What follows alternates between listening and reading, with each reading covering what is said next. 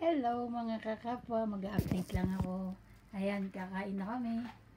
Aming ulam ay eto. Pero hindi ko alam kung anong pangalan nito eh. Binili namin sa Lulu.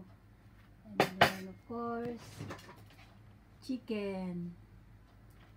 Then syempre, di mawawala ang rice. And then syempre, si Paige. Meron siyang chicken din. So yun mga kakapwa. Siguro mapapadami yung kain ko na naman ito ng kanin. Kasi nga diba gutom ako kanina. So yun. Pero next year, kailangan natin mag-diet kasi tulad nga kanina nakamas ako. Pero ayan, doble na yung chin natin. So kain-kain na rin mga kakapwa. Ayan, si Paige excited na siya sa pagkain niya. Naamoy na yung chicken niya eh. Naantay niya na yung mami niya. With Paige. Ayan. Oh, excited na siyang kumain. Excited ka na, Queen Paige. Ayan na yung food mo, oh. Yan na yung food mo. So, yun mga kakapwa. Anyway, sisipot ako.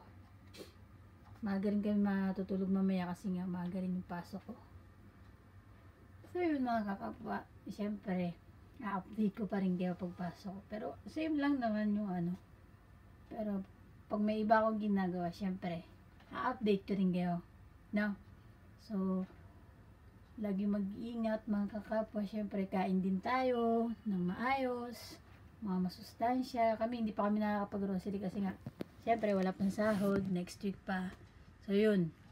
Makakabili naman tayo ng pagkain. Syempre, masaya tayo pag may sahod. Then, dadaan lang sa palad natin kasi syempre, kailangan ng ating pamilya ang ating padala.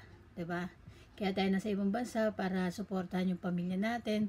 Of course, ako yung anak ko, yung bahay ko. Yun. Kailangan talaga natin gawin yung responsibilidad natin. Diba?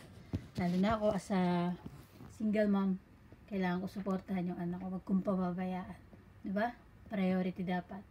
Yan si Queen Paige. Inaantay niya na si Mami Chay niya. Kasi naghugas ng pinagkainan. Pinaglutuan. Then ako taga-kain lang. Hindi, ako naman maghuhugas ng pinagkainan namin mamaya. So, yan, mga kakapwa. So, ingat-ingat lagi mga kakapwa. God bless. Mwah!